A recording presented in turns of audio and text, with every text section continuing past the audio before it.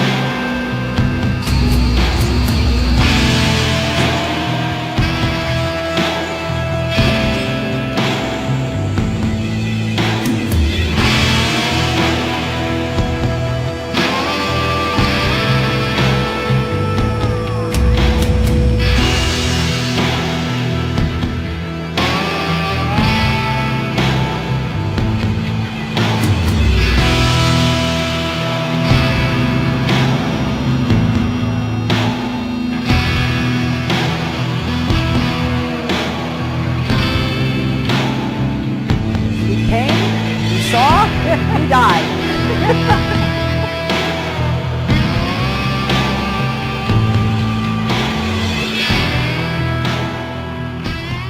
It's a big club, and you ain't in it. You and I are not in the big club.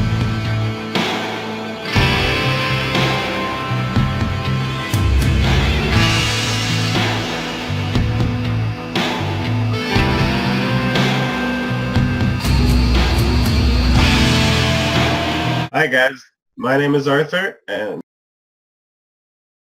hello, my name is Toltrain. I'm Miro. Hi, my name is Neil, and this is Youth on Subjects of the World. And today we are going to be discussing conspiracy theories. So maybe we should start discussing what a conspiracy theory is to start off.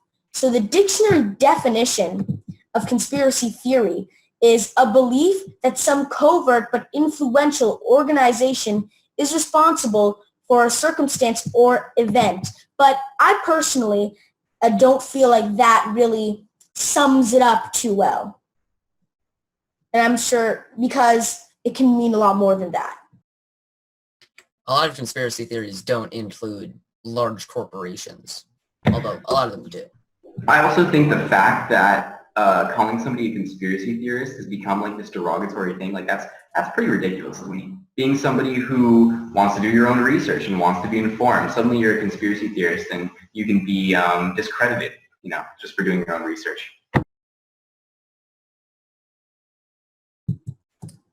Right. So there's a lot of stigma that comes with being a conspiracy theorist. When it really comes, as you see in the opening video, one of the first texts are that, but if you want to think critically, you can see some of these conspiracy theories. And really, conspiracy theories, it comes with a lot of thinking, because in the world we live in today, and it really should be a good lesson to take through life, you shouldn't take anything at face value. Why do you think you have those little pop-up ads that say, free iPad, click here, type your social security number, your address, and your email, and you'll get a free iPad? It's because people can be taken advantage of. It's because people exist. Some of those people do exist where they can be taken advantage of like that. And it is a valid argument, in my opinion, whether or not these conspiracy theories are true or not. It is still a valuable argument. It's a valid claim to say that not everything these corporations, the government, all these big players feed us to be true. While it may be good, it may be a nice thing to believe that. In the end, awareness is what will make the world a better place. In the end, I think when we're talking about conspiracy theory, one of the most important things that you can do if you're just getting into this is really just practice discernment of information. You can read a couple of things and just really focus on trying to make up your own opinion, your own idea of what is true, what is not true, and really just do some critical thinking on your own. I think information discernment is one of the most important things in conspiracy theory. It's pretty hard to think on your own, though, when the government is controlling all of our thoughts through giant radio antenna towers, etc., etc. I mean, we can't think on our own when they're doing that. You've said too much. You've said too much.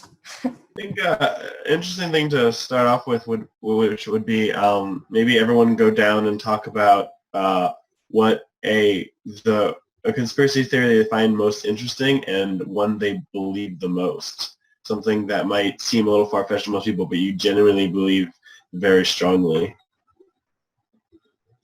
What do you guys think? So I can start. I'm really interested in, obviously government conspiracy kind of stuff is pretty cool. Done a lot of research on MKUltra, which is really interesting. If you look at that stuff up, that's declassified. It's fact. It's not even conspiracy theory. That information is fact. But going into the more far-fetched stuff, I'm going to come out and say it. I think the Earth is probably flat. So, that's one of the theories that I've looked into. I think some of my favorite theories would be the Illuminati, that lots of people in the world are shape-shifting lizards. I think those are my favorites, but I'm not sure if they're completely true. But one that I think could possibly be true and I really like is Bigfoot. I'm not totally sure if that's a conspiracy theory, but it could be seen as one. So for me personally, one that I believe and I know to be true, this isn't even a conspiracy theory, it's a known fact. The currency in the United States of America is not controlled by the United States of America. They call it the Federal Reserve, but that's such manipulative crap because it's not actually controlled by America. They make you think, oh, the U.S. Federal Reserve must be controlled by the U.S. And your average Joe or Jane isn't gonna suspect that it's controlled by anybody else. It's called the U.S. Federal Reserve. Why would you think anything else? But really, it's so freaking shady that it's so shady how they do things, and it's just these greedy people. And when you look at it, everything can be traced back to money. I don't care if you claim to be democratic, you claim to be, oh, we have elected representatives. In any place in the world, name one place in the world right now where being rich doesn't give you an incredible amount of power. I'm not talking about being rich where you can have a nice house, have a nice life. I'm talking about enough money to influence politics, like lobbying organizations. And the worst part is when a bunch of rich people get together and start influencing policies. It's just horrible. And another conspiracy theory that's recent, and this is one that a lot of people believe, is, how our government right now may be in relations with Russia. And if you look right now with, well, when I say our government, I mean United States, because I live in the United States. Obviously, I'm biased about that when I say our government. But if you look at it, there are, when the ExxonMobil, the CEO of ExxonMobil, an oil company, this isn't even a conspiracy theory. It is kind of a conspiracy theory because some people don't believe, like, oh, our government would never be corrupted by Russia. But when you look at it, ExxonMobil, the CEO of ExxonMobil is now the Secretary of State. Talk about a conflict of interest. It's just... Well, it doesn't come as that much of a surprise when you come to the realization that, you know, the U.S. government is not actually a democracy and hasn't been for a long time. It's essentially an oligarchy, a plutocracy. And, you know, what you were saying about having money and being able to influence politics, that's what that's about. It's an oligarchy. There's no way it's an actual democracy. So technically, by definition, America is a constitutional republic, okay? But the problem is, like you said, all policies can be influenced by money. So even though technically people can get elected into office by a vote, which is horrible because the Electoral College is so outdated and stupid, because it was designed to work in a situation where votes had to be carried by people on horseback, not by cable, not by information traveling so fast through the internet. Oh, man, I mean, this is like the third time we've been trying to get into voting systems, and we should definitely do an episode on voting. But that's probably... It's a good topic. And the thing is, too, the Electoral College, I mean, it was implemented to suppress, you know, specific people's votes. It was, you know, an incredibly racist system. It's a conspiracy. Not even, it's fact. Yeah, if you look at this, one of the things that we have where if you're a convicted felon and you're released, you still cannot vote, which is like, what are they going to do? You can't vote to make murders legal or something. What is a convicted felon going to do with voting if they're released? If they're released, why shouldn't they have the American right? They've already done their time. And the reason that law exists is because of it's a Jim Crow law is what it is. And because what happened was that they're like, well, a large amount of African Americans are felons and we're going to make minor drug crimes felons. And now a large amount of the African American community cannot vote because of that. That's why it was created. It's an incredibly racist law, and that's why it was created, for racist reasons. And now it's oppressing people that have served their time for absolutely no good reason.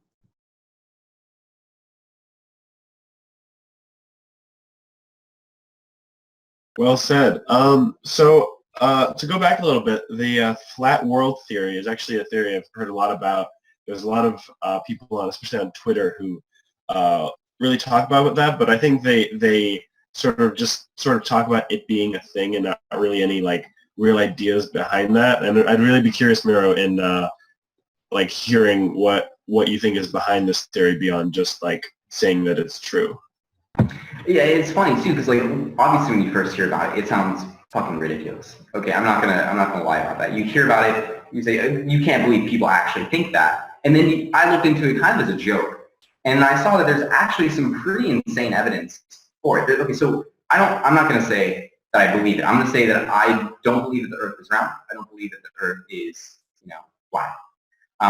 But there's evidence for both arguments. So the first and most staggering, in my opinion, is that if you look online, you actually physically cannot find an actual photo of Earth from space. NASA doesn't have one. All the photos that people know as Earth from space are actually, they're either artistic renditions or they're composite photos. And also, if you look at like, there's just all these random things. So like, for example, if you look at the North Star as well, if you look up time-lapse photo of the North Star, right, you see the North Star is always in the center and all the stars are always around it. But it doesn't actually make any sense if we're on, you know, a round planet. There's no reason that it would do that. The North Star would also be moving as well. So the theory is, for the flat Earth theory, is that basically the North Star is over the northernmost point of the flat Earth, and that all of the stars are actually spinning around it. And also the fact that, like, okay, this is an obvious one, but so this is a question. It says, so you believe the Earth is square? No, the Earth is actually, on the flat Earth map, it's actually represented as a disk. It's represented with the northern hemisphere being the innermost disk and the outer hemisphere, or the southern hemisphere, being the outermost part of the disk. And the thing is, too, like, I think the whole thing, like, if you think about, first off, you think about motive. Why would such a thing like this be secret? And maybe it's because, I don't know, if you go as far and you say, okay, I think the Earth is flat, does that mean that space even exists and the universe even exists in the same way that we had believed it to exist? And if they're selling this idea of humans will eventually they'll get to a space age, they can go and colonize other planets, there's no need to handle resources here on Earth because we'll get to space eventually.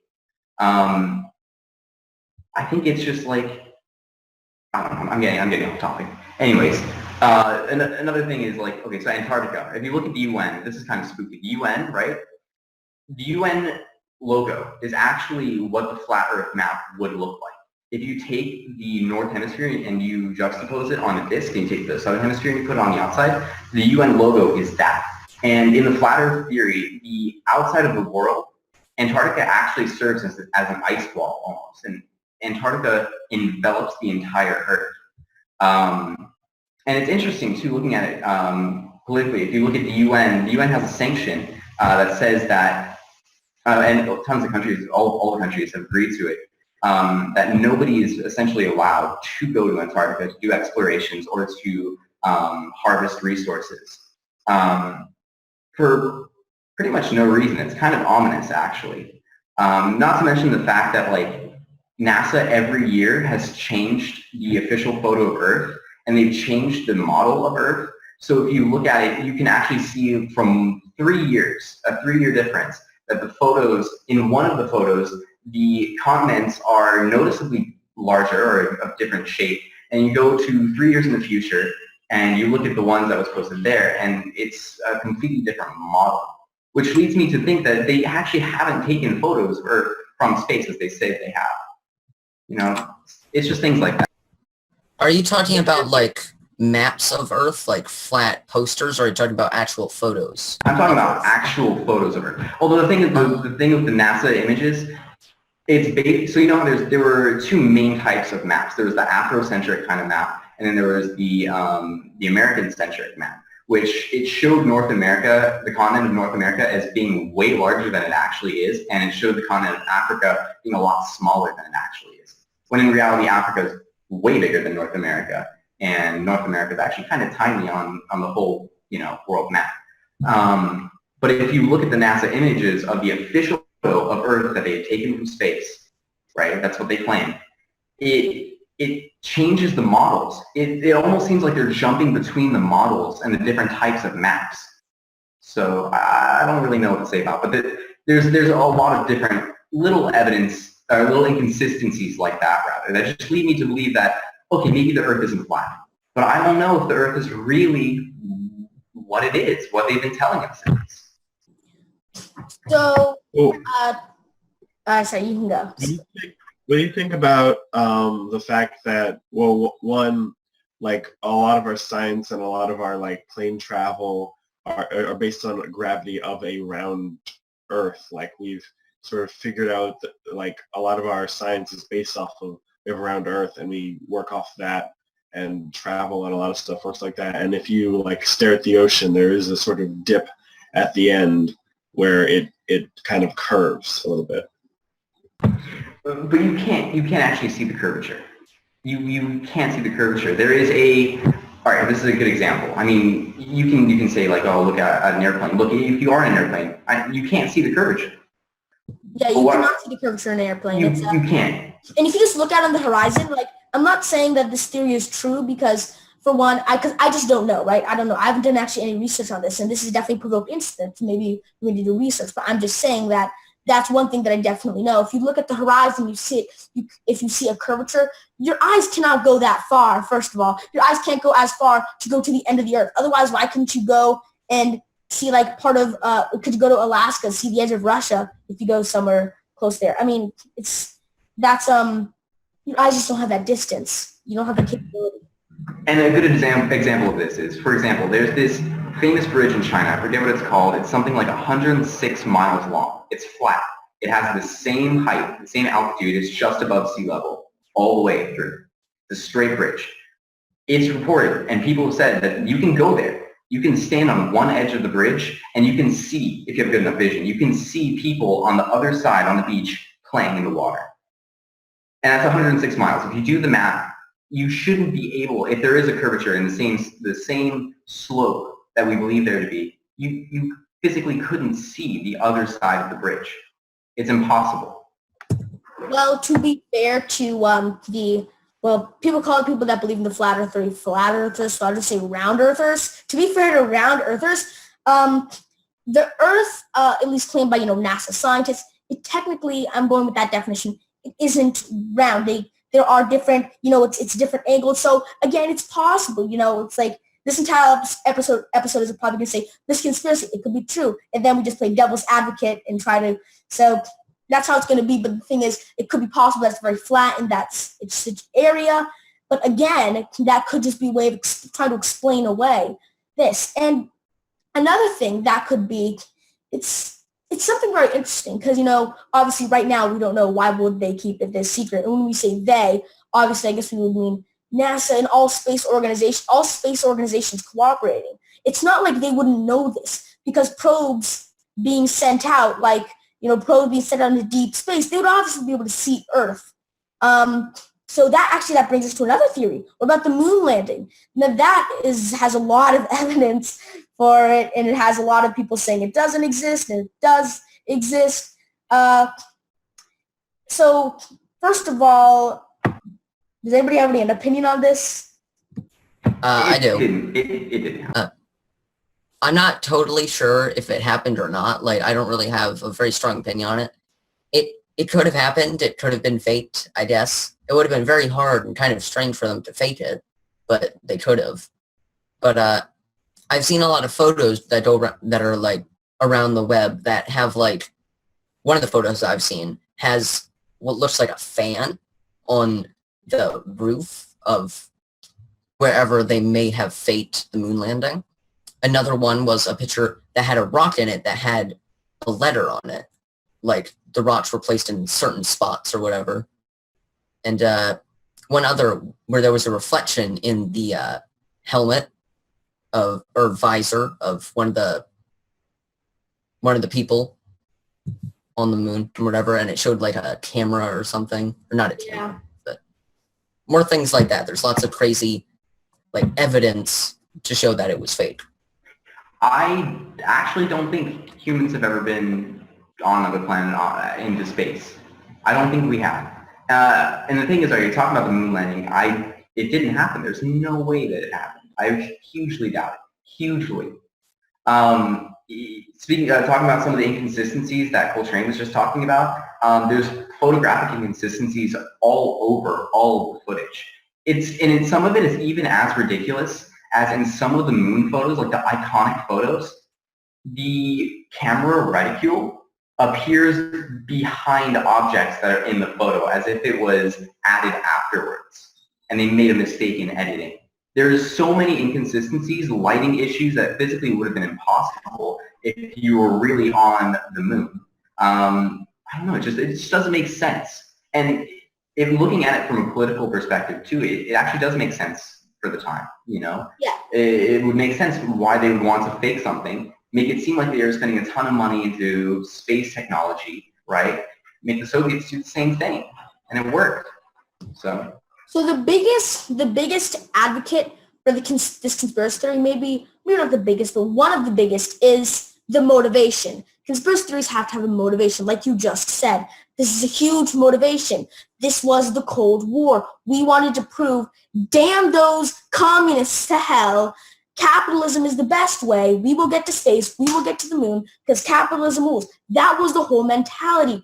You had cartoons in the Cold War about how I watched a cartoon a few months ago that was saying, "Oh, capitalism isn't bad. Capitalism is bad. I want to go where I get a certain amount of money. I do a certain amount of work. Blah blah blah. No worrying about losing my job." And then it shows them being enslaved and they have to do it. And it's horrible and they're not free. And then they come to America and it's, oh, capitalism. It's so great. So the whole mentality, and considering the amount of conspiracy theories that come out of the Cold War era as a whole, like that a lot of people might say like, oh, that's where conspiracy theories got the oomph behind them. So, and the American space program, a lot of people, what one could argue is the American space program, how could they even get to the moon? They were a joke at the time. The Soviets, they mocked the Americans, saying they can't even get a rocket into space. There were so many failures and bumps along the way. And if you look at it, actually, to be fair though, the Americans could have gotten a probe into space way before Sputnik got into space. Even if they did go into space, we're getting way too deep. Let's start at the beginning. They're saying, oh, they could have gotten it way before because a German scientist who specialized in rockets. He actually worked for the Nazis for a time to develop missile technology, and I believe it was him who developed some of the most iconic things. You know how when you fire an engine, the entire thing doesn't blow up because they have fuel drip down the sides of the rocket, so it doesn't, as kind of an insulator, so the entire thing doesn't the coil there doesn't overheat. I'm not very familiar with it, but apparently they had a design ready to go. They could have gotten a probe in space way before Sputnik. But the problem was, imagine the bad press they would have gotten. So they took the long route. And Sputnik eventually reached space way before America's probe did. But then you have the moon landing, and actually that same scientist did work on that. So you have to think, why couldn't I, and there are probably a million people that could prove me wrong, but I'm just saying this because I'm ignorant about this specific fact. So I'm just asking the question, why couldn't the Russians get to the moon? If they could have gotten their rocket into space first, why couldn't they get to the moon as well? Maybe even not at first. Well, there's a difference between getting a rocket into space and getting a human into space and then landing on the moon. And then getting back. Right. But the thing is, have you guys heard of the Van Allen radiation belt? Apparently, it's this radiation belt that is essentially encircling the Earth, right? That should a human pass through it, it's more than lethal. Like, there's no way a human can get through it. Only recently, I think this was a few years ago. Yeah, only recently, I think a few years ago, NASA released an official statement regarding the Mars colonization project that they're trying to get off the ground. Yeah, that's how. They released an official statement and said, right now we're currently working on how to get space travelers through the Van Allen radiation belt safely. But that just raises the question, haven't you guys been to the moon? The moon is outside of the radiation belt. Haven't you guys gotten there? Haven't you dealt with this already? And that is really weird. And considering the fact of how potent it is, in every single documentary regarding Mars travel, you see it every single time. How are they going to survive the radiation? And that is, in so many ways, the biggest obstacle. It's how are they going to survive the way there. That is arguably one of the biggest obstacles. A lot of other things can be overcome. Yes, you have, muscle deterioration and what about people being born on Mars? But actually getting there, that really is the biggest challenge there. It's not, there are people with incredible amounts of willpower. They could definitely have people in there for if they select. And if you look at Mars 1, how many candidates did they have? And they narrowed it down to 100. They're going to get the best of the best. You really think they're going to go, if you're getting the best of the best that can survive in extreme conditions, you really think they're going to go insane over, how long is the journey? 3 months? 6 months? 7 months? I think 7 months, right? So the 7-month journey, they'll be fine. They're waiting for this for their entire life to go on this opportunity. The biggest obstacle is them getting radiation poisoning. Yet, in the technology, and we can't discover that right now in 2017 when we're actually sending probes to Mars and all these, and claiming to at least, we're sending all these cool things everywhere. We're doing so much cool stuff. Yet, back in the time of the Cold War, apparently, we were able to get past it no problem. If you're able to get past it no problem then, why is it a problem now? And as far as I know, Neil Armstrong and Buzz Aldrin and the other people, because I think there was a command module as well, right? There was a command module and then there was the actual landing craft on the moon, apparently. None of them apparently, I know I'm saying apparently a lot, none of them, as far as I know, ever developed radiation poisoning or later in life develop cancers that come with radiation. Radiation kills you fast and it kills you in a very noticeable way. Yeah, you're dead. You're done. If you get radiation poisoning, you're going to get a serious problem. It's going to be noticeable and you're going to die. I think that's simply because they never left the filming set. You know? Oh, one of the biggest things, I totally forgot to mention this earlier, but isn't there also like some theories about the flag on the moon landing? Something about it?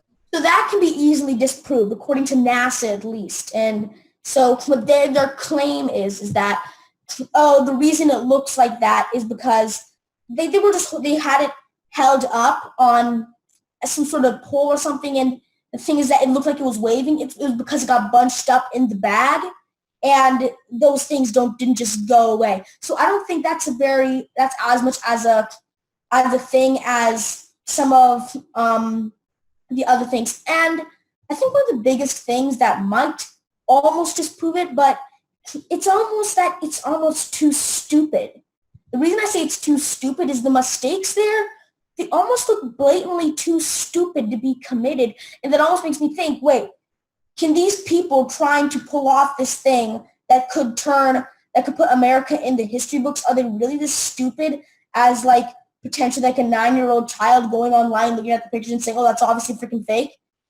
And that almost makes me think, could it just be a set of coincidences due to the fact that are they really that stupid? And it almost makes me think, because why would it be there if it's not faked? And why would it be there if it was faked? Because how are these people that stupid? Like, oh my God, you'd think they would have gotten the best of the best. Yet some of the mistakes is blatantly so stupid that looking over all the pictures for 5 minutes, you can see the problems. And it just makes you go, it makes me doubt it even more. Honestly, the pictures make me, instead of making me think, oh, it's true, it's not, it almost makes me indifferent, where it puts me in a position that it wouldn't make sense either way. Obviously, it makes more sense if it was faked because of all the circumstances. And why would there be a letter on the rock? Maybe they were trying to sample it for something, but you think NASA would have released some sort of propaganda for that if they were. But yeah, it just doesn't make sense to me. Yeah, plus if you argue for it very hard, Buzz Aldrin's going to punch you in the face.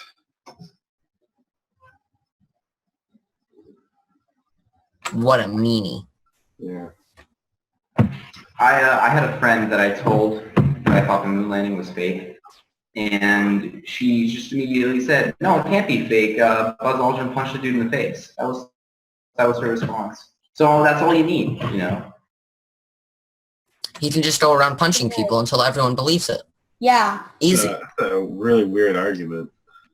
That might have No. that even occurred. So No, I meant punching someone in the face means it must be true. I know, right? Hey, by the way, does that sound anything like you better vote for the person I'm voting for? Like, does that sound anything like that? You know, you better vote for the person I'm voting for. You guys want to talk about the election and some things that might have gone down with that? You want to talk about the divisiveness in the election, the most divisive election in all of history? Are you talking about how they're all lizards? American history, at least. They're all lizards, dude. Yes, but You also talk about why. I mean, like, it says here, why they would make things up, fake things, etc. It always causes division. And I think you can talk about that a little bit. Like how all these, like the moon landing and all these things are made up to sort of control the population. Because people are crazy and they'll go crazy over the smallest things. Well, I think it's a continuation of kind of a pretty imperialist mindset. In order to conquer and control, subdue a large group of people, you physically can't unless you break that group into smaller groups and control those and pit them against each other. Now, we can see this in all of human history, divide and conquer. I mean, it's a pretty known thing. But in this age of almost obscured or hidden imperialism, they had to find more innovative ways to do that. And instead of physically dividing and conquering and actually, doing that, I think they had to start dividing and conquering in people's beliefs and in people's, I guess it would just be beliefs. That kind of sounds like what Donald Trump is doing with, like, religions and other minorities of people. It kind of sounds like what every politician has ever done as a politician. Oh, it could be interesting. What if, because I'm pretty sure this must have been said, is religion, and I'm not trying to insult anybody's religious beliefs here, we're just throwing around conspiracy theories. What if it's made to control people? What if it's made to reduce awareness? What if that's true? What if that happened? Of Are you course, saying religion is the ultimate conspiracy theory? dun, dun, dun. That's not even a conspiracy theory, that's just fact. Yeah, religion is controlling. Whether it's by the government putting or not. it out there. You're just saying it right out there. Religion is the ultimate conspiracy theory. Dun, dun, dun. But religion is controlling. Whether or not it's by the government may be a conspiracy, or maybe it's supported by the government, because religion, the most popular religions date back thousands of years. But the thing is that religion, it is a controlling doctrine. Whether you believe in it or not, it controls. It has things that you must abide by the religious text. That's what the religious text says that you're supposed to do by it. So religion is a controlling thing, but is it controlled by our government? Or the thing is, because people say, oh, it's created so long ago, maybe it could be sustained by the government. Because if you look back, so far back, you'll see that America was founded as a secular state, right? It was so they could free religious persecution. They could do whatever they wanted. But even though it's not true, I don't care what you say, it's not true. Even though it's secular, America is technically a secular state, you see a lot of politicians still preaching that America is a Christian country, which that can obviously be explained by, oh, there's ignorant, oh, there's appealing to religious people to get their vote. But could it mean something more? Well, it wasn't created for freedom from religion. It was for freedom of religion. It was because the religious people came from Europe wanting a more religious-friendly environment. But I think religion as a conspiracy theory is kind of interesting because religion in and of itself is very hard or impossible to prove, and a lot of the times that's the point. And conspiracy theories are just a belief of something that is very hard to prove that a bunch of people put usually not a majority of people believe. And like whether you believe religion is real or not, that is kind of what a religion is.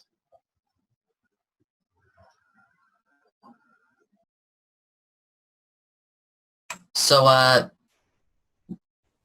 think we're is everyone done with this topic? Do you want to get on to some more different conspiracy theories? I think the problem with the religion topic is there's not much substantial evidence that we can cite because it hasn't. I haven't seen anybody investigate into it. But that would be very interesting due to religion's controlling nature and numbing qualities when it comes to thinking critically about certain things. I'm not saying all things, I'm saying certain things regarding religion.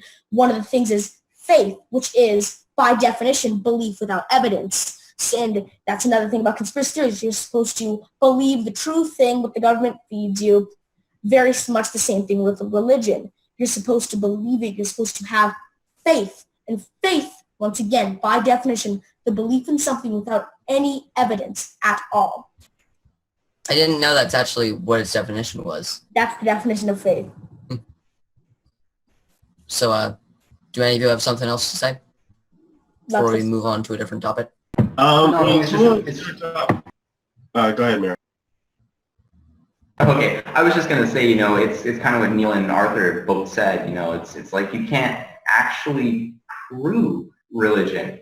That's the point. If you're talking about religion as a conspiracy theory, and how far back its history goes, you look at it. Okay, logically, we look at it from a logical perspective. You say, okay, yes, religion is the single oldest form of human control and manipulation that is still around today. And that's probably true. And the most effective. When you're talking, and the most effective, it's insanely effective. But the thing is too, you can't prove anything past that.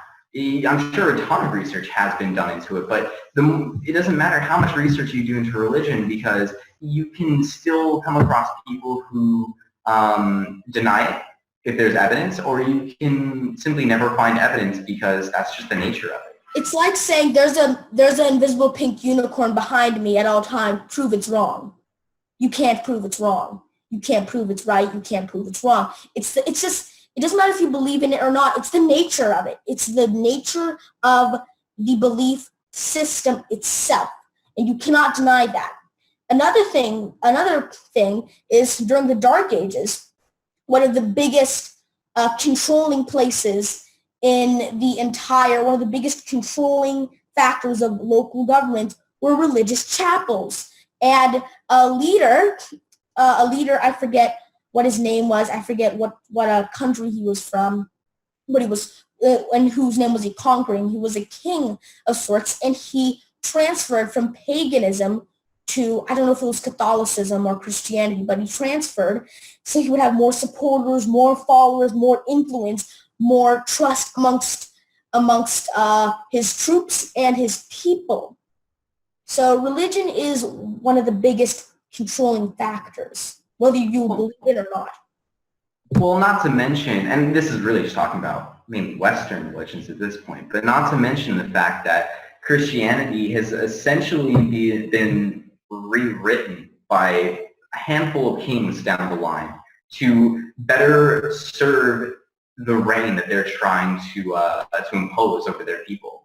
So, I mean, once you really look at it from that perspective, religion, sure, it can be coming from a place of faith.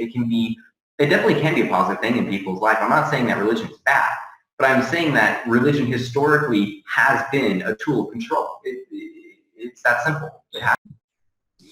And again, we were talking mostly about Western religion. I'm sure that's what we're most familiar with, of course. But if you look at Islam, there are countries with Sharia law, which is literally, I forget if it's in the Quran. I think the Hadith is actually the book where it documents what the Prophet Muhammad did. In the Quran is the actual technical book as equivalent to the Bible. I could be completely wrong, but I believe it says in the Quran or the Hadith, I forget which one, what Sharia law is. And so many countries, not so many, but multiple countries have Sharia law, it's not subtle, it's not this it's literally religion controlling the government because it is the law. It is the law of the land of religion, and it is against the law to transfer religion. So it's definitely an interesting topic. Again, I'm not saying all religion is evil. I'm not saying if you're religious, you're just ignorant or you're a bad person. That's not what I'm saying at all. I'm saying religion is being used, is a controlling factor, and it could be used by government to control people. And in fact, in some places of the world, it is, as I just said, with Sharia law. And at which point does religion, can you consider religion to be fascist? You know, after which point can you consider it to be so oppressive and controlling? The struggle with religion is that a lot of people, you know, are still under it and they're still for it, you know. So, anyways, we can change the subject as well. Yeah, something else I find interesting about conspiracy theories is that there's a lot of sort of secret animal sightings. Like there's a classic Bigfoot and Loch Ness Monster, but in more northern areas there's the Yeti and there's a chupacabra in Mexico. And I find this specific cryptozoology to be kind of interesting, as it's a very repeated factor in a lot of different cultures. So there's definitely that idea of that permeates our culture of just a secret creature that no one can fully document, but we're all trying to find. It's like the unobtainable goal. And yeah, do you believe some of these creatures actually exist, or perhaps they're just a hoax, or perhaps someone saw something that looked like it and it was just like the Bigfoot could just be a bear that was standing up straight and looked a little weird? I have personal experience with this, actually, because I know it sounds stupid, but my friend and I, my best friend, when we were younger, I want to stress the younger fact, we were actually the head leaders of the Bigfoot Believers Club. So, so as you can see, I'm an expert on this. And so I just want to talk a little bit about that.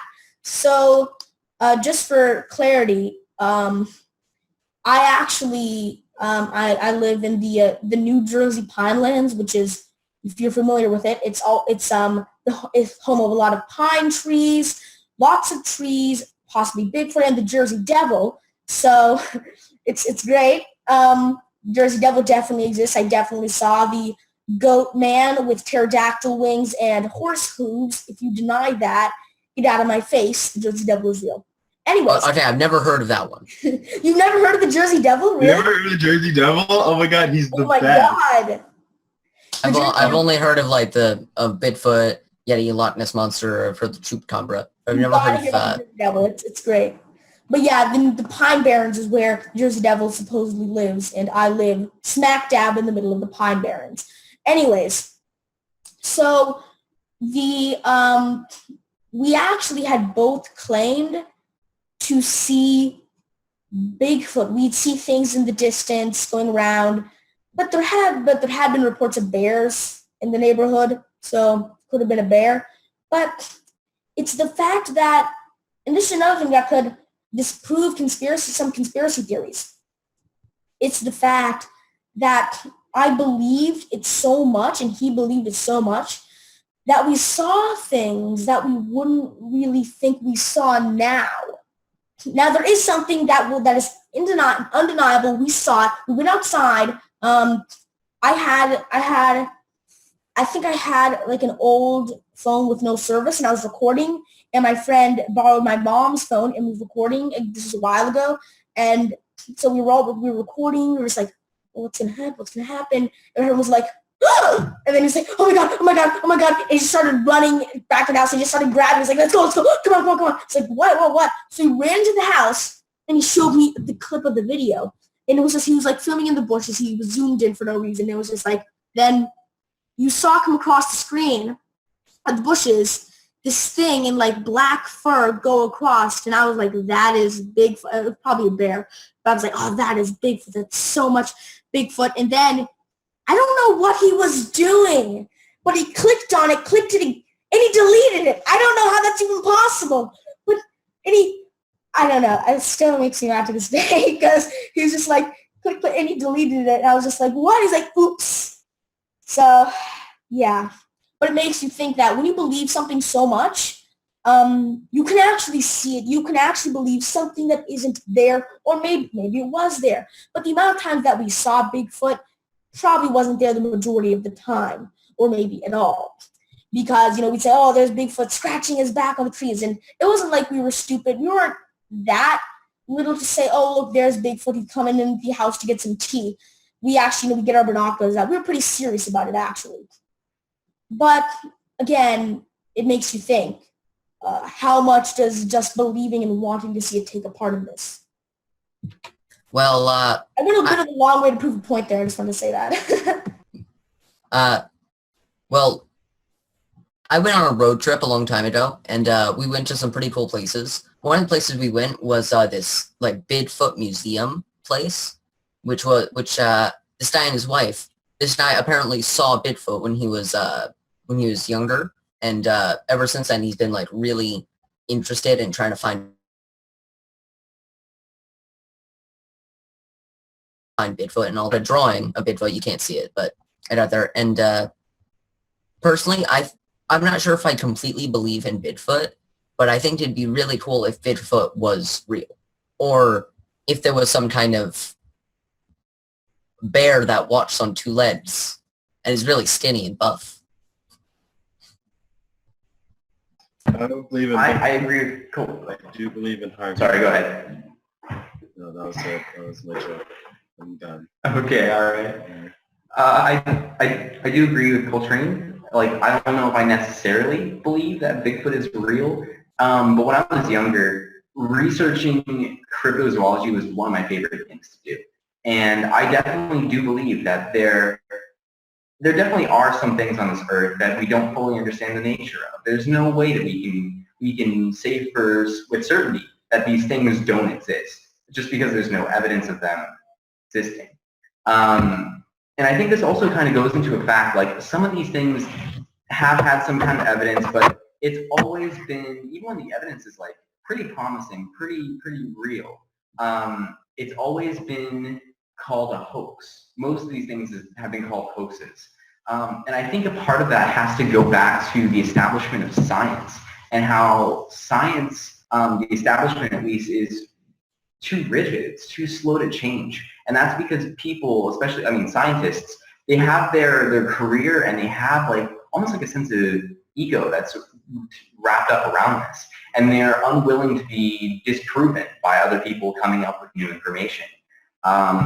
So I think that, that has a huge part to do with this. And that actually, in general, it's really relevant to this topic of conspiracy theory. That has a lot to do with that. So. Oh, another thing I forgot to mention: the giant squid, or giant octopus. It's giant squid, sorry. But that's another giant monster that people aren't sure if it's real or not. I think it's pretty cool.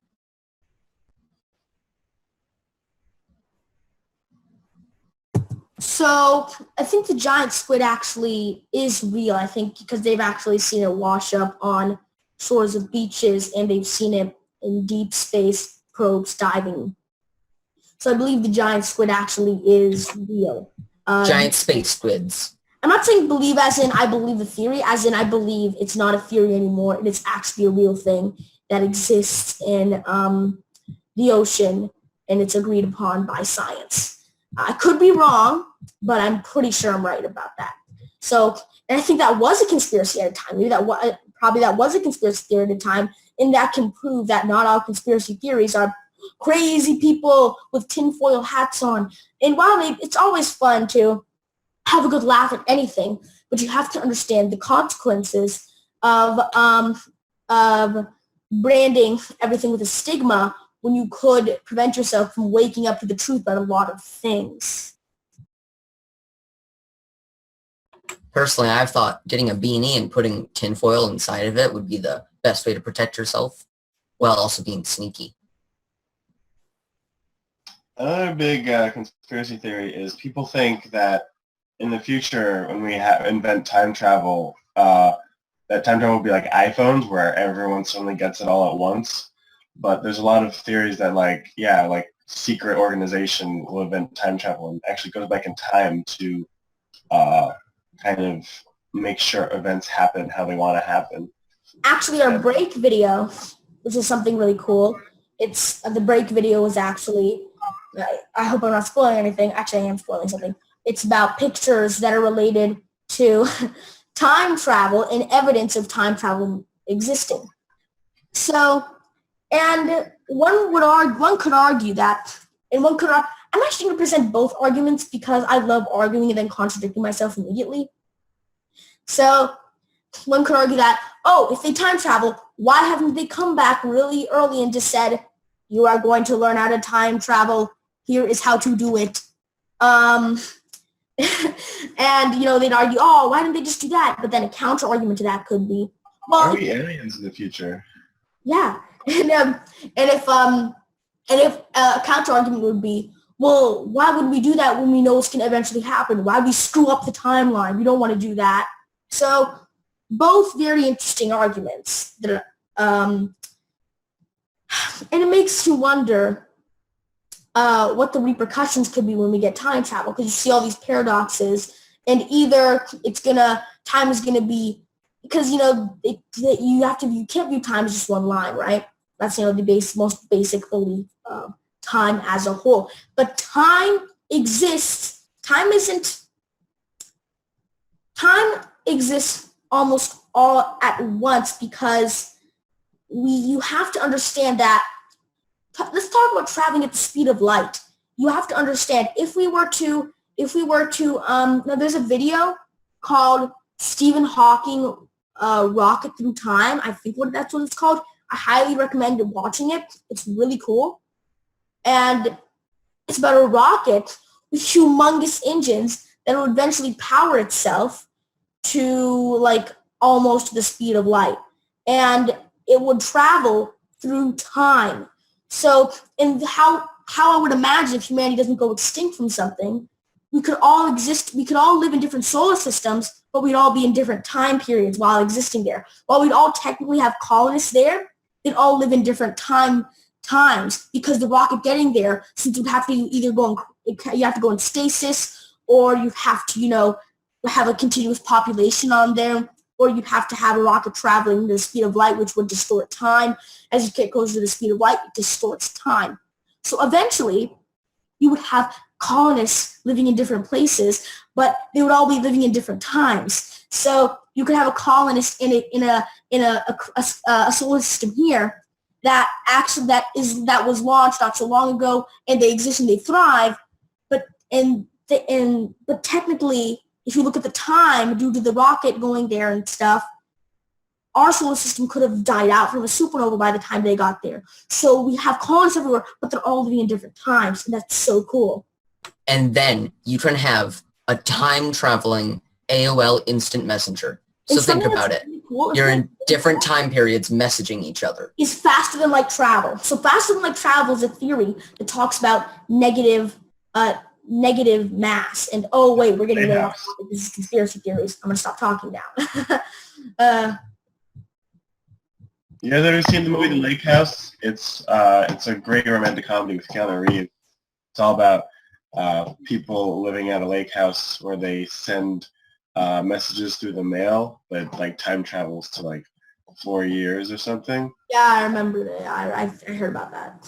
Yeah. Anyways, there's actually a lot of pictures of Keanu Reeves, theories that he's like a vampire, because there's pictures of someone who looks a lot like him taken in the 17th century. Anyway, let's get back on topic. I went way indeed, off of conspiracy theories. It is space traveling faster than light, negative mass. Anyways. If space exists. False. Yeah, space exists. Space does not exist. It was made by the space aliens to keep us contained. Illuminati. Another popular conspiracy theory regarding space is aliens visiting Earth. I think they have. Probably. I think they have, because my shirt's inside out and I didn't put it on inside out. I think it's the aliens. Let's see. It's inside out. Whoa. Guys, There's lots think of- about it. Keanu Reeves, people think he's a time traveler because he's pictures back in time. So is Nick Cage. Nick Cage, National Treasure. National Treasure, Illuminati. It's all connected. Okay, so here's a really big conspiracy theory, and I want everybody to put their thinking caps on because this is a very interesting one and one that blew my mind. So be sure to put your mind in a box so it isn't blown all over the room like it blew mine. Okay, so people theorize, scientists theorize that evolution, when we evolve, we will eventually grow very, very skinny bodies, larger heads, long, skinny arms, long, skinny legs, but we'll have bigger brains and bigger minds, right? So that would make sense because we don't really need muscle in everyday life, right? Nowadays, eventually we can all just use hoverboards or whatever because hoverboards will exist. Don't you ever tell me that they won't. Anyways. Hover shoes. But here's the thing. What is the vision of an alien? It's the same thing that scientists say we're going to evolve it to. And it makes you think when we're talking about time travel and evidence of time travel maybe existing, maybe these are future humans coming to history and saying, okay, kids, time to dissect a past human. Like dissecting a frog. Now they're going to dissect a past human. And once we destroy the sun, we're all turned to pale gray creatures. So this blew my mind because I was thinking, what if that's actually true? And I'm pretty sure, I couldn't be sure, but I'm pretty sure that in the past when these whole alien conspiracy theory started, I don't know if they actually came up with that scientific discovery that's where the human race is eventually going to go. It just makes you think what could happen. And if we're talking about time traveling, we were just saying, why didn't they come back now? What if they are back now? And these are the abduction stories we're talking about. It's a whole new conspiracy theory that nobody is the wiser.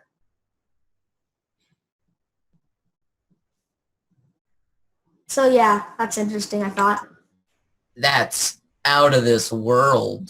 And I think if we're talking about like creation stories, right, and human origins, I researched like ancient cultures and mythology for the most part, and it's totally possible. It makes sense to me that these ancient gods that are referenced to in many ancient texts, like it makes more than enough sense that these gods could be aliens. Why not? Yeah, wasn't there some sort of carving that showed something very similar to how aliens are depicted now?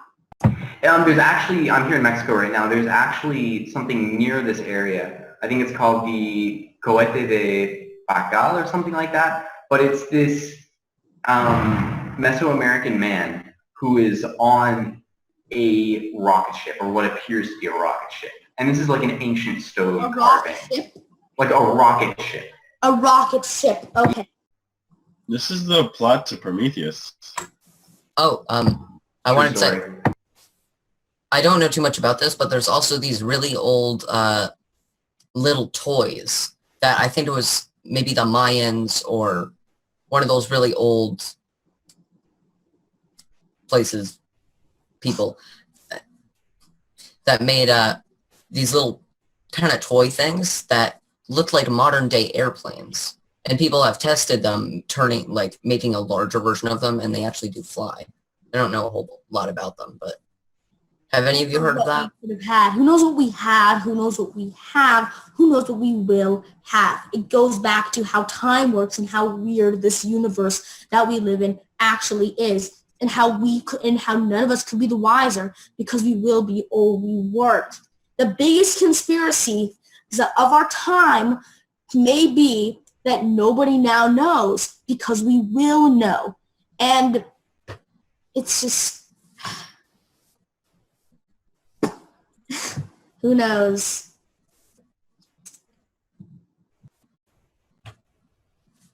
Crazy, bro. Yeah, time travel is crazy. I mean, if we want to go to the speed of light, we could, the Flash could go to the speed of light. This can run really fast. Well, if we want to talk about speed of light, we have to forget everything else that we know, don't we? Do we need to forget everything? Well, I mean, like, the idea is that nothing can travel faster than the speed of light. Isn't that the agreed upon theory? Yes, but there's a theory because the reason it exists is because of mass, and the reason mass is the way mass is, and there's a theory about negative mass. And Really? you become negative mass, therefore being fast in light. And that's what I was going on with the tangent, that it can get really interesting there because we could have colonies existing in space that exist now because we found how to go faster than light and bring our ships down to negative mass. And they go faster than light, and they're living in a space age colony that was launched 2,000 years from now, but they're living there now because it went faster than light, and now they're in the past and they're living right where we are now. So you're saying these colonists that are possibly, they have negative matter, could they travel so fast that they arrived before they even left? Ugh, it's so cool. I mean, that would... We have an episode on space travel, but unfortunately this is conspiracy theories. That would solve the entropy problem of the universe. It would, actually. You know, if you look at the things like the Alcubierre drive, you know, it theorizes that it could go faster than light. We already have concepts right now. Of course, we have concepts for everything. We can't even freaking know how to get to Mars because of radiation. We don't know how to get to the moon because of radiation. God knows how they did it last time, or maybe they didn't do it. God knows. What? We know about how religion was used as a tool for control in history. Yeah. Because God knows the answers. Because God knows the answers. God knows. And you know who also knows the answer to these questions? Nicolas Cage. Yes, Nicolas Cage knows the answers. Nicolas Cage is the answer to everything. I've told everyone a million times. It's just, he created the world. He's going to end the world. He's God. He is the God. The God, capital T. Yes. Capital G as well. Capital G. Should we go to the break real quick? Yeah, sure. Let's do Be it. sure to stay tuned because the break video isn't that long, and you can stay here for some juicy conspiracy theories when we get back. Juicy. Juicy. Juicy. 11 possible cases of time travel.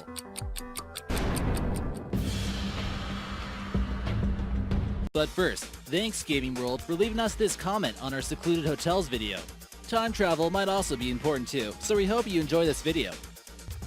Number 11, time traveling hipster. This well-known image has circulated the web, and it features a man in the 1940s wearing a more modern-day type of clothing. The image is untouched and not photoshopped by any means. It was taken in 1941 during the reopening of the Fork Bridge in Canada. With the sunglasses on his head, the graphic t-shirt he's wearing, and all the way to his hairstyle just screams 21st century.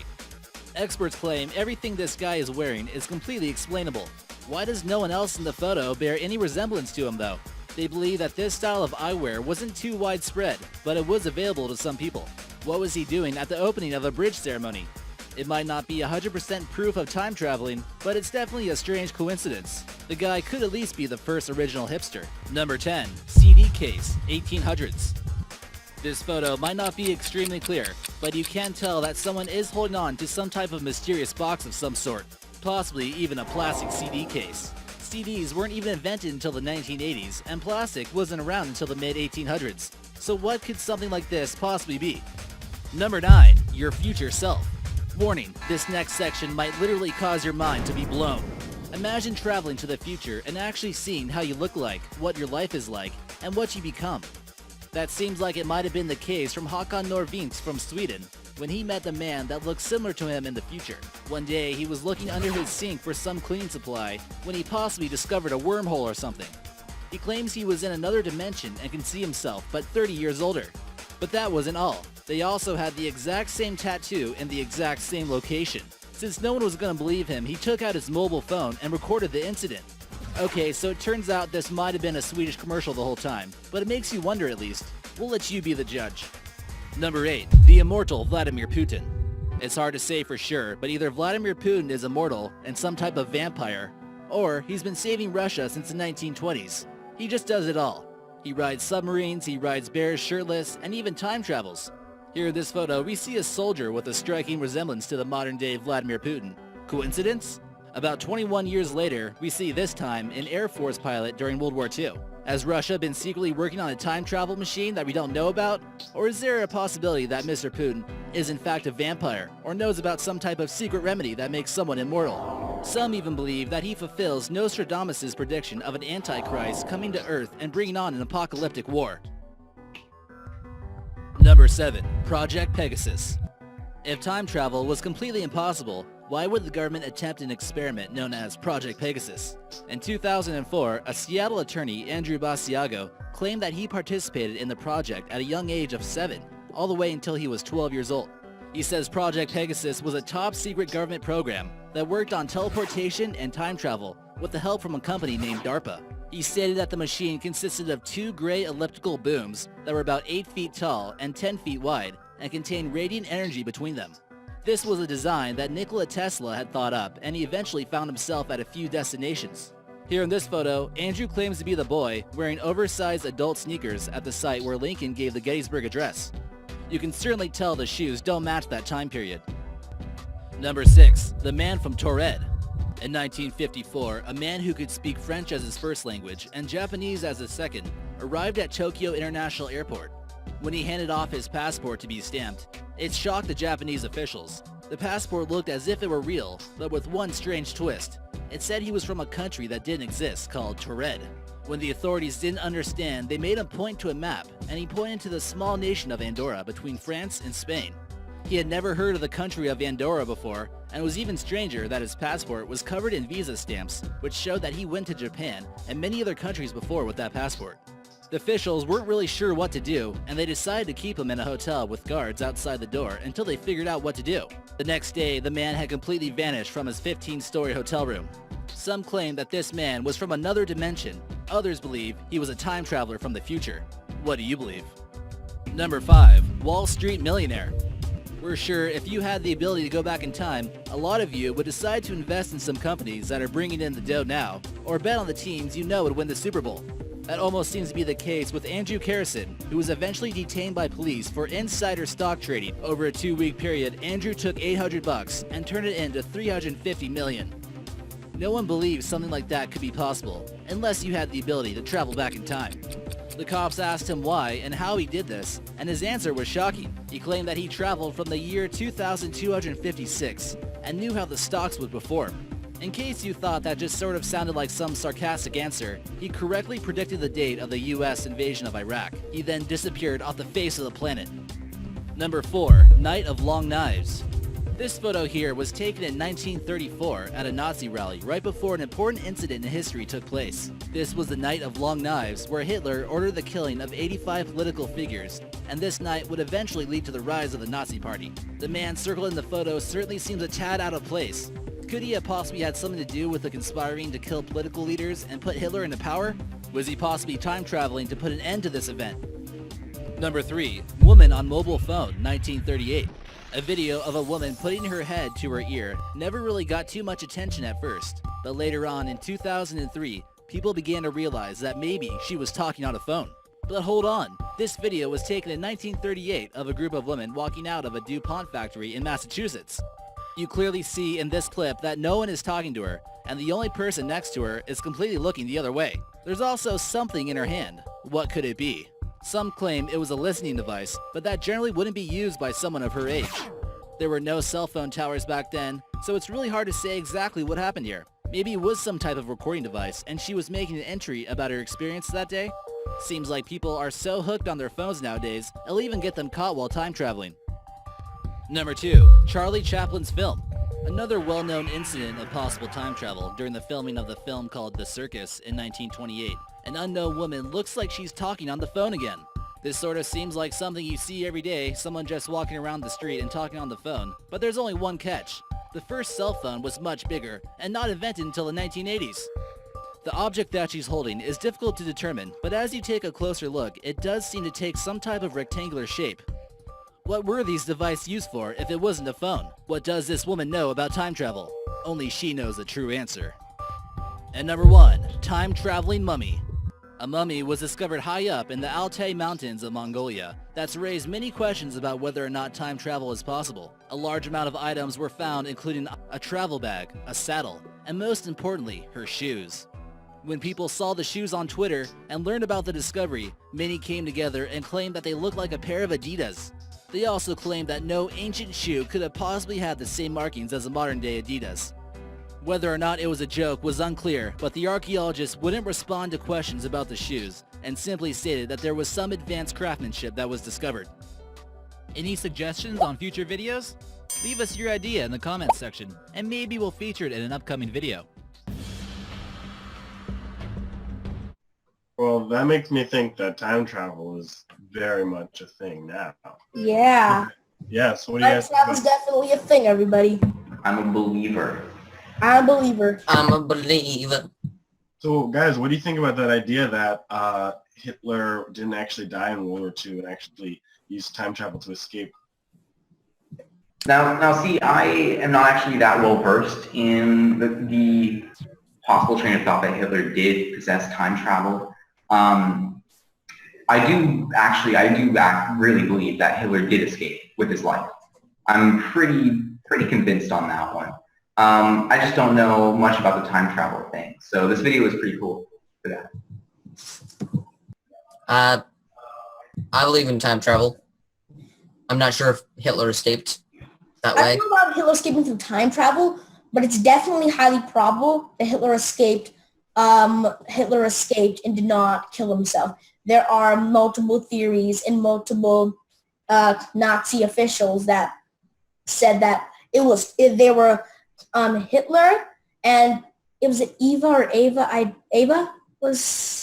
Brown. Hitler and Ava Brown. They went into the bunker and they shot two doubles.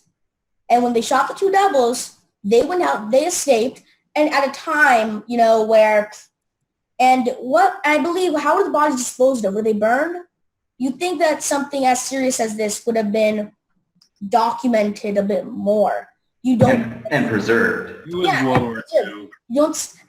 If you look at Abraham Lincoln, you will see that, you know how Abraham Lincoln, what happened after his death? It's actually how embalming became a public thing.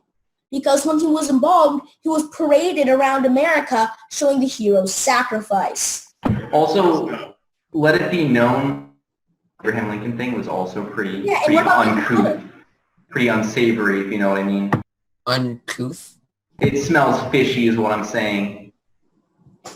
Yeah, in Bin Laden, what was really, really shady about Osama bin Laden is that we live in modern times now. All you have to do is press a button and you got it. Oh, we didn't want to release those gory photos. Are you kidding me? You can look on Google and you can find photos on Google Images, like a public, very easy to get to website, Google Images of ISIS executing people. Okay? And really, you think you'd be able to find something of Osama bin Laden. I'm not saying, they didn't kill Osama bin Laden. This happened, this happened, this happened. I'm just saying it's extremely fishy and it doesn't make much sense. Why? Velwest, that is like crazy right there. That's like a conspiracy theory on its own. Like, It's two locks. Who made those?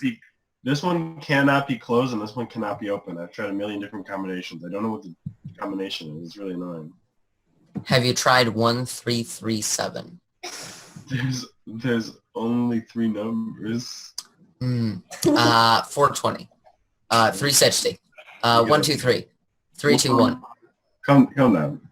Let me do one. What a conspiracy. What a conspiracy, let me tell you. So wait. Okay, so if we're on the topic of that, Neil said something about shooting doubles, right?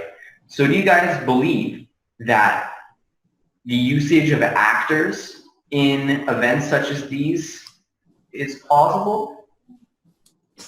Yes, plausible, definitely. It's absolutely plausible.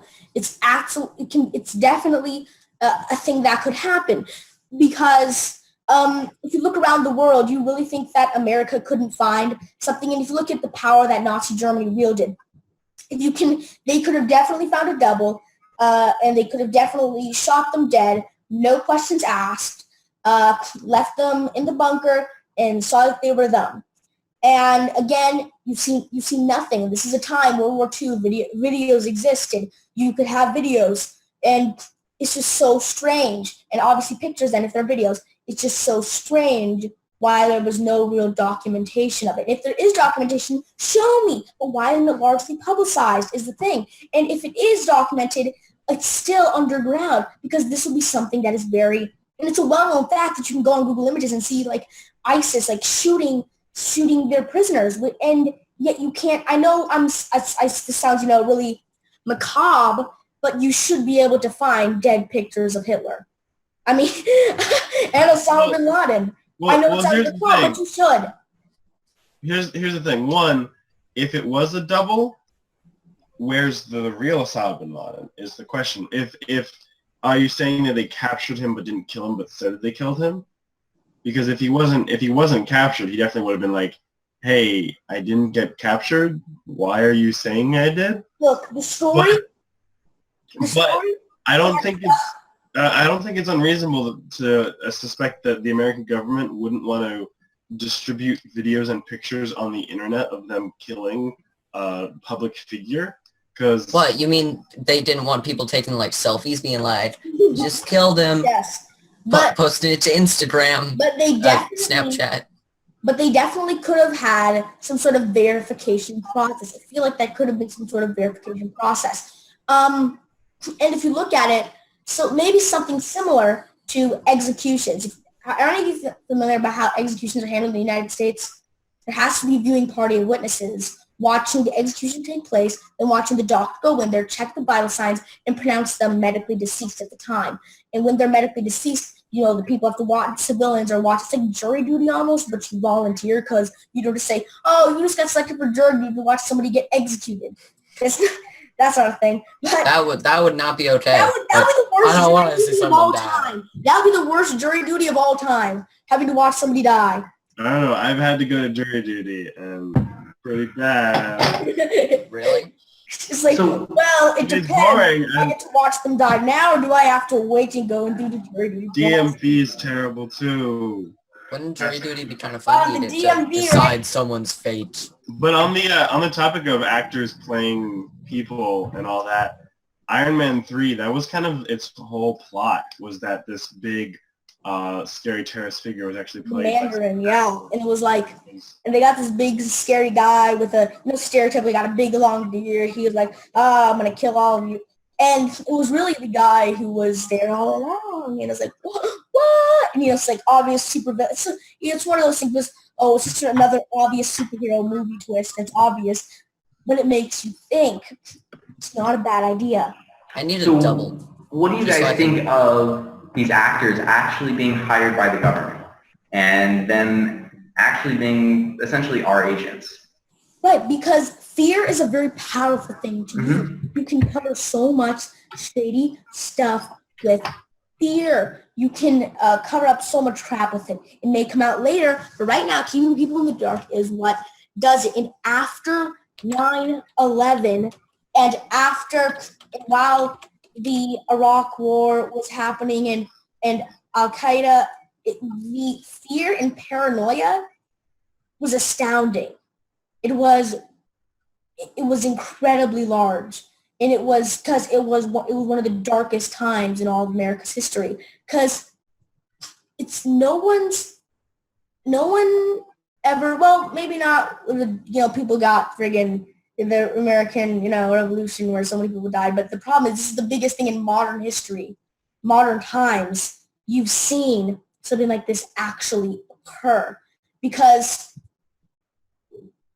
Just imagine the mentality, even if nobody had died, and the problem is over 3,000 people died, and that's horrible. But even if nobody had died,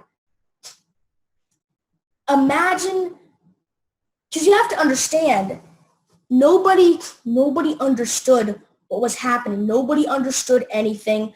Everybody thought that everything was fine, everything was great, And just imagine two iconic buildings, and it all happened so fast. The Pentagon, the Twin Towers.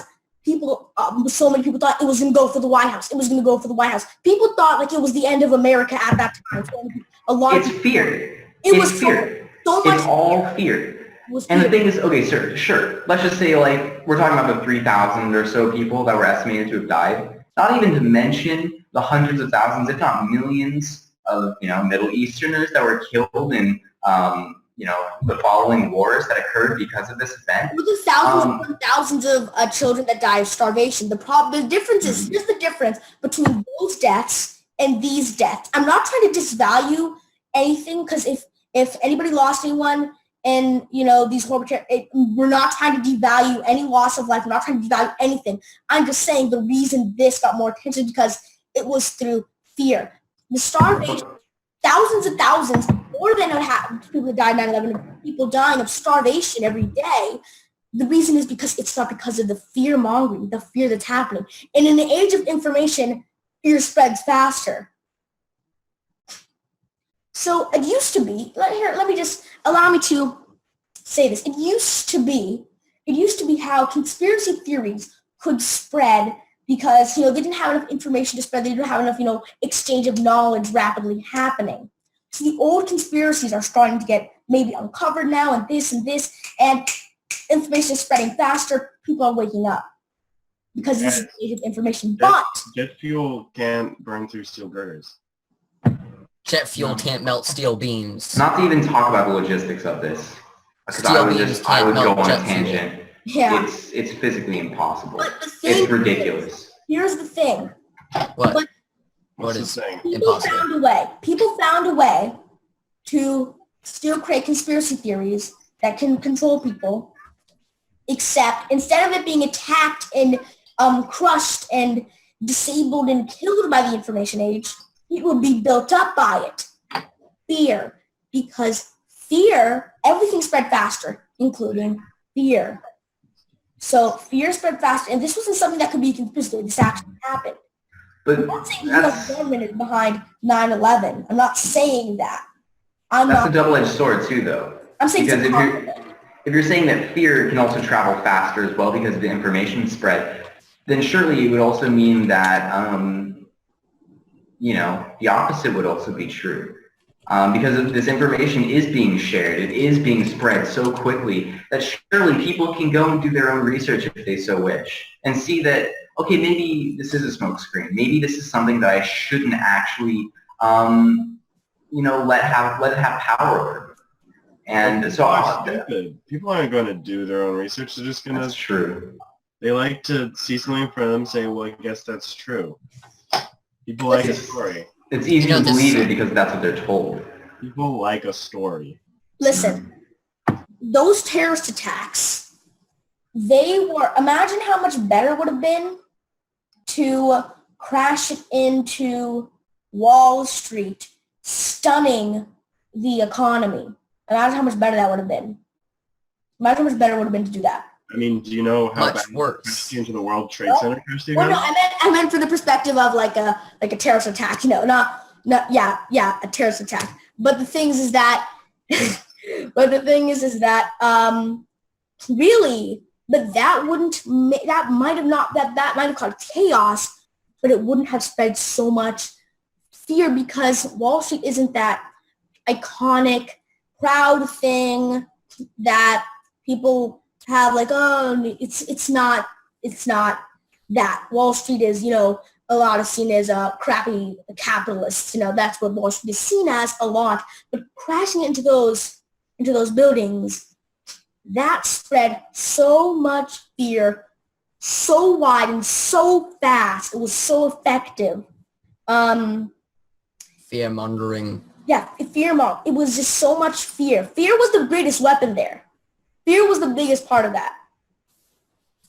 That's honestly, when I think of conspiracy theories, I think about what could the dumbest possible conspiracy theory, the most obvious conspiracy theory be? And I come back to 9/11 every single time.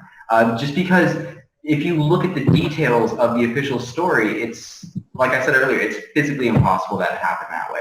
I don't know what happened during 9/11. I'm just going to come out and say that. I don't know what happened. But what I do know is that what we were told is not the truth. It can't be. So yeah, I agree. There are a lot of different implications that went into this. It was definitely, for sure, a way to control the people. Well, it's possible that maybe the buildings just weren't constructed very well. As much as I really love talking about modern politics and the past presidential election, there has been a lot of theories, especially with Hillary's emails being released and seeing how she was basically chosen instead of voted for. So there's a lot of sort of secret government behind that. And I personally would love to believe that it was actually a secret group of individuals that chose Trump as president instead of actually the people in this government. So first of all, we have to understand one thing. Hillary Clinton won the primary because the DNC said she would. The DNC came out and publicly said, this is I'm pretty sure this is a common fact. Oh, Hillary Clinton is going to win. Hillary Clinton is going to win. We don't care what the vote is. Hillary Clinton is going to win. Unless it's a humongous, monstrous majority that will get so much bad PR that will have to select Bernie Sanders, Hillary Clinton is going to win. That's what they said. They said Hillary Clinton is going to win. End of discussion. That's what the DNC said. Because now, while in a lot of states, the delegates have to vote for who the people vote for, in a lot of states they don't have to. They can vote for whoever the heck they want. So the DNC came together and said, yeah, Hillary Clinton is going to win. So Hillary Clinton was going to win. Hillary Clinton was chosen unless it was an overwhelming majority. And there are things coming out that said that in places where Bernie Sanders polled much higher than Hillary Clinton, they made it harder to vote. The DNC, and whether that's true or not, it is true that the DNC said Hillary Clinton is going to win. We have decided Hillary Clinton is going to win the primary. I'm not sure about the presidential election. All I know is the Electoral College sucks because it gives states with less people more power. Well, remember how I said earlier that I don't believe we actually live in a true democracy? I mean, we don't. I don't think that the people actually had much of a choice to begin with. She was destined to win at least the primary. And that was that, essentially. If you look at it, do you really think the people in charge of an oligarchical society are actually going to allow a socialist to rise to any kind of power? Do you think, I mean, obviously, I don't actually think that the presidents, once they get to be the president, once they get to the Oval Office, I don't think that they actually have that much power anyways. They're just a figurehead. They're a face, exactly. And I believe that, like, even though Bernie himself might not have been able to do anything, once he was there, that would have been dangerous, idealistically, because the people would suddenly see socialism as something else, something that is different than what they were told it was. And socialism isn't that bad. People see socialism. No, socialism is great. Socialism is great. I mean, it may not be good for everything, but neither is capitalism. Both of them have their pros and cons. So nothing is great at everything. And in the future, we're going to need socialism. We're going to need that structured society due to the fact that if technology increases its progression, we're going to have no human people in jobs other than CEOs eventually in this utopian society that may happen. And whoa. We're going to have our AI discussion, and it's going to be soon. But I gotta say. Okay. I think Bernie would have won the primary. I can go on for longer than we have AI. But I think Bernie would have won if he had only taken his snake transformation pills, his lizard transformation pills. Right. He didn't take them, and he didn't turn into a lizard, and then the lizard government was like, we ain't having no non-lizards here. Mm-hmm. Poor Bernie. Bernie Sanders. If only he was a lizard. only who's a Segregation continues to this day against. And people continue to devalue socialism when it's such a good structure. It's a nice system. It's because people, and this goes back to the Cold War era propaganda. It's because people essentially, especially in the American. Now, it's still happening. And especially in the American population, like people associate, not even associate, but they assume that socialism and communism are the same thing. And they also assume that, just because Russia, there's all this anti-red propaganda going around, naturally, communism has to be bad as an ideology. And yes, okay, like, all right, I might say that I identify as a communist in a lot of ways, a socialist in a lot of ways.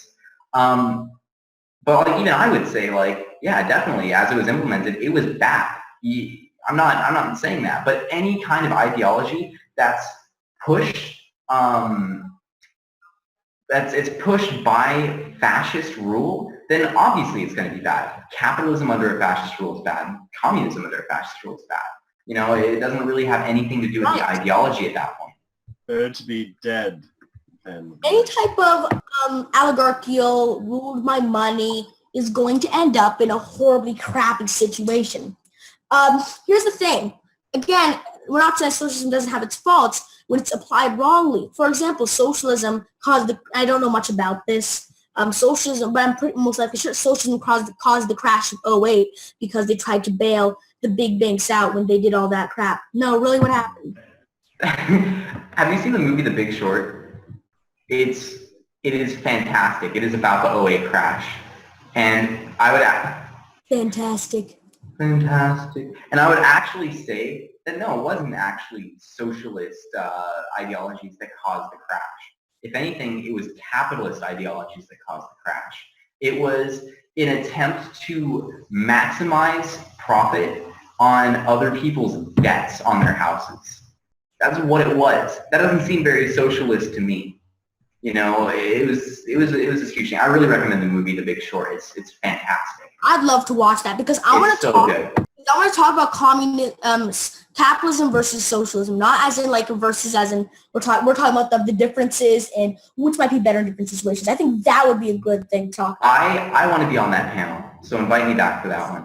I would love to do capitalism versus socialism and space travel. So I want to watch that at home. So I think another thing, what do we think about the lizard people? What do we think about that?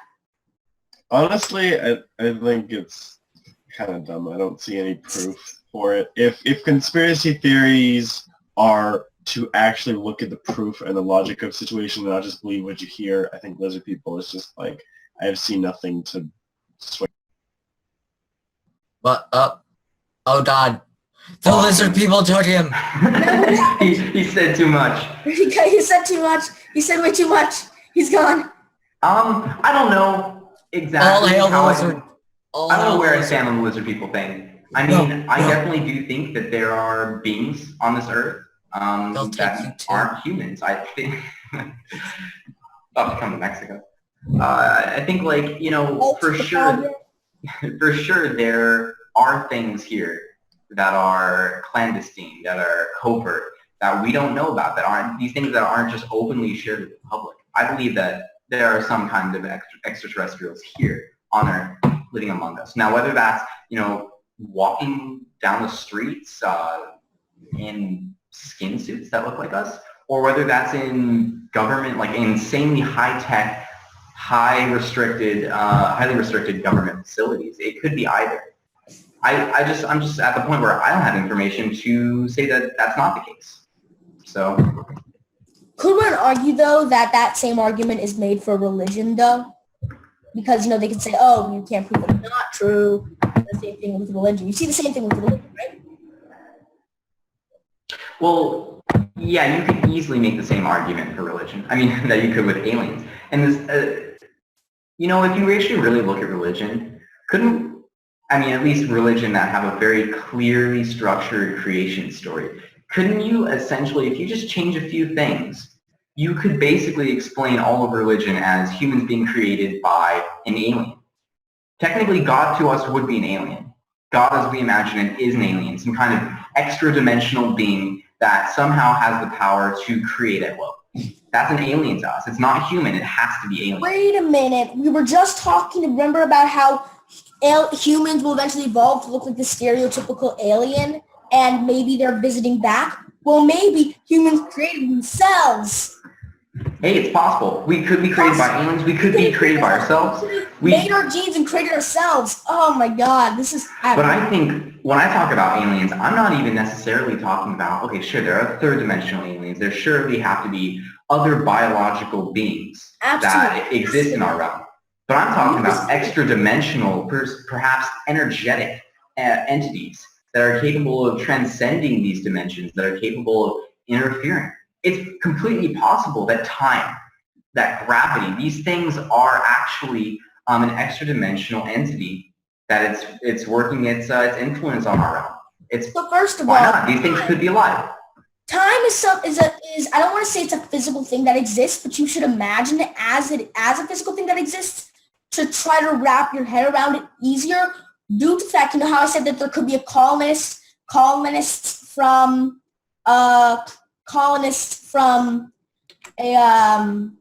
like 1,000 years in the future that are living somewhere right now due to the faster than light travel and how the mechanics work. Anyways, back to conspiracy theories. What are some of the most, so obviously one of the most outrageous, one of the most popular ones is Illuminati. You know, you got things like Illuminati confirmed. But really, what is the Illuminati? So first of all, the Illuminati actually existed. We have to just say that. It did exist, right? That's a fact. The Illuminati existed, but people say it was... It was under the name of the Freemasons. Right. So people say it was disbanded, but was it really? And first of all, we have secret societies right now. We have secret societies going on. There are lots of secret societies. We don't know what they do because secret. We also have, Scientology, which is basically, we're talking about religious control. That is the most controlling religion of all of them right now, to be honest, because almost every single Scientologist is under the control of the church, the Scientology church. And that in itself it's not really as much a religion as it is a secret society. Scientology should be considered in so many ways as a secret society. It's just a secret society with a stupid set of beliefs. I want to get a word in real quick. Mm-hmm. Just to everyone out there, if you would like to join Coltraneism, where everyone worships me, the almighty God and leader of the entire world, I am God. Just go to coltranestatism.com. Totally a real website, not making that up. The cult of Coltrane? The cult of Coltrane. Coltrane. Cult of Coltrane. Everybody get on the Coltrane. So, Choo-choo. Yeah, I don't know. The whole thing with the Illuminati thing, it's pretty crazy. I don't know if I would necessarily call the Illuminati, or I believe, so here's the thing. I believe that there certainly is some kind of shadow force within government, within religion, probably within most forms of pop media that people ingest, these things that are mass-produced. I think that there certainly is a shadow force at work there. There has to be some kind of subliminal agenda that is being pushed with these things. There has to be, But I don't know if I would necessarily call that the Illuminati. Maybe the Illuminati is a part of that. I don't know if the Illuminati is behind the whole thing. I don't know if they're that significant.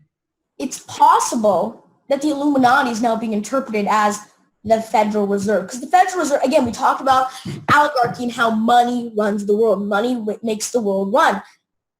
And the Federal Reserve controls the biggest economy in the entire world right now. But if we're talking about some other kind of alien force, some shadow force that is controlling human society, after which level does money stop holding does money stop holding any relevance? You see what I'm saying? Like, if there's something that's so much larger than what we can interpret, then doesn't that mean that money would be meaningless to it? Money is something that we created as humans. There's no way this large entity, this large group that's controlling things would actually be interested in money. There has to be some other kind of motivation.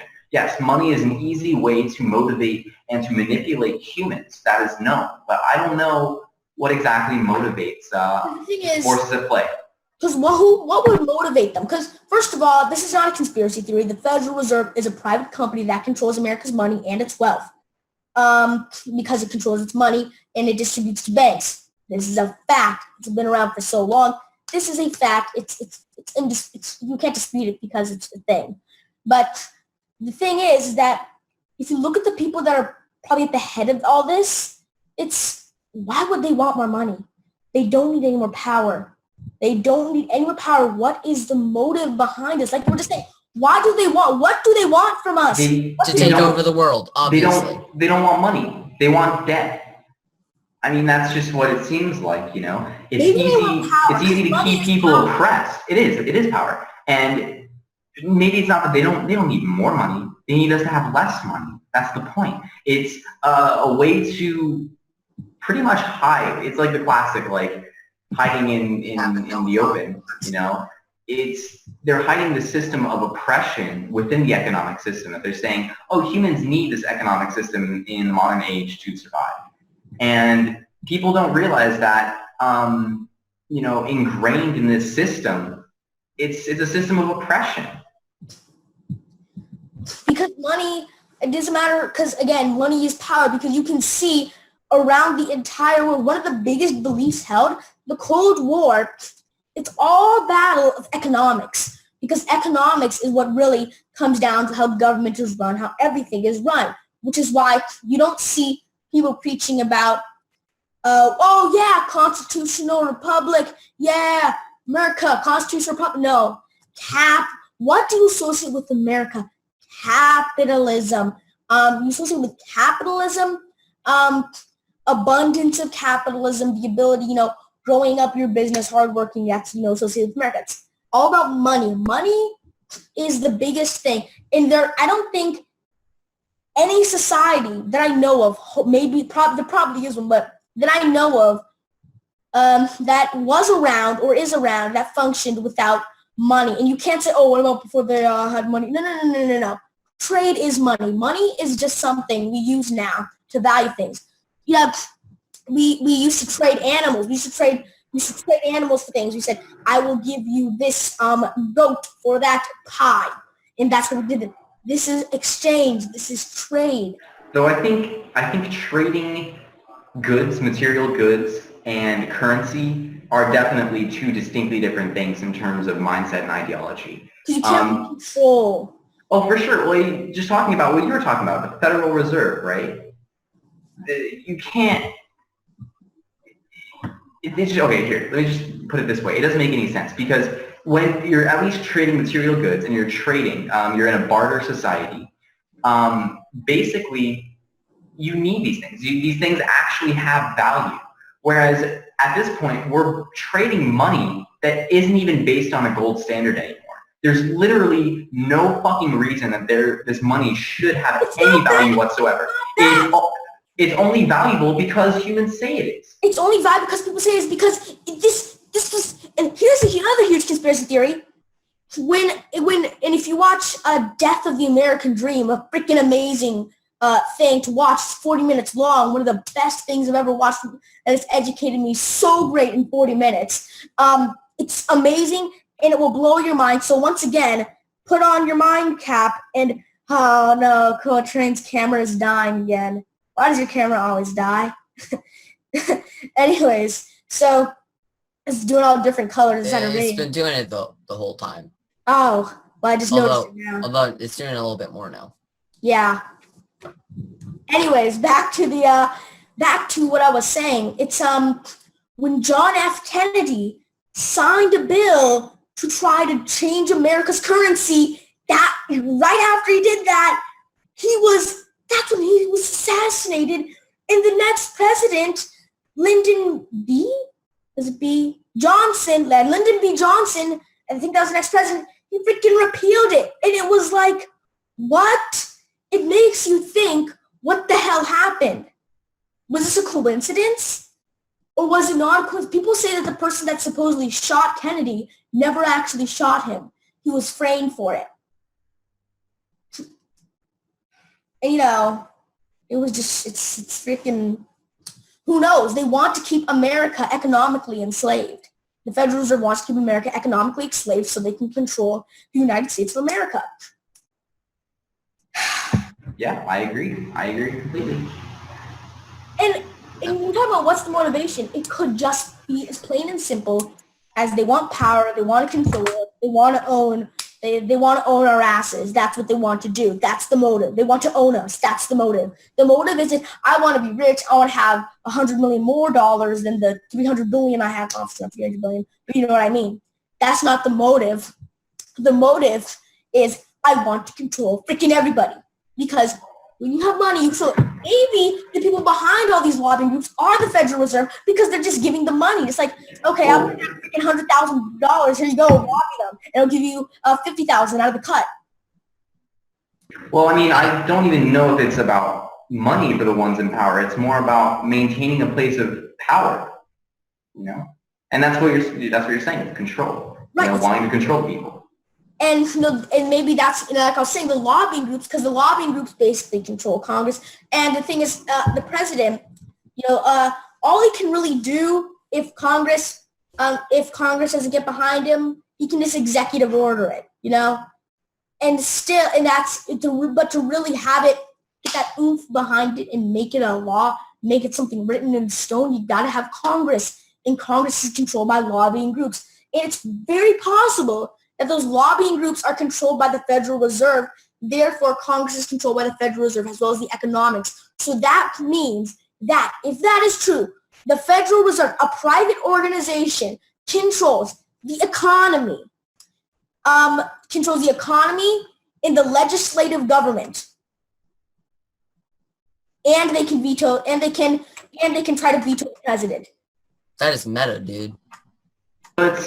It's a hidden government.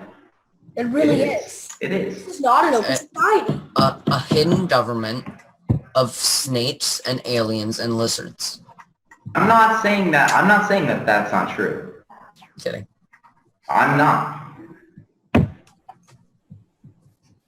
Hidden governments.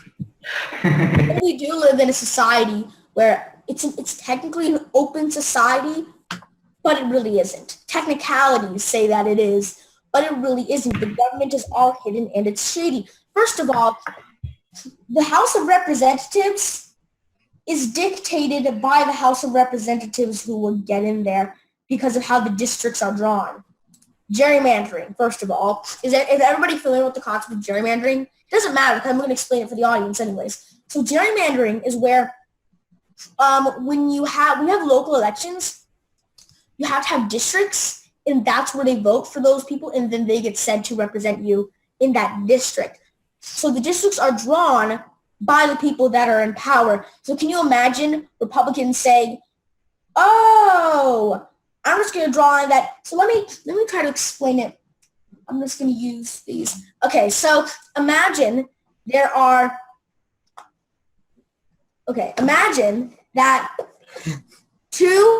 I think I need 4. Imagine there are 4. Yeah, 4. Imagine I think I need 5. Okay, let me just explain without these stuff. So the way it would work is that if you were to draw, so imagine that here's some Democrats in, a circle, and some Republicans are in a triangle here. Oh, not confirmed. And so the triangle is peeking into the circle.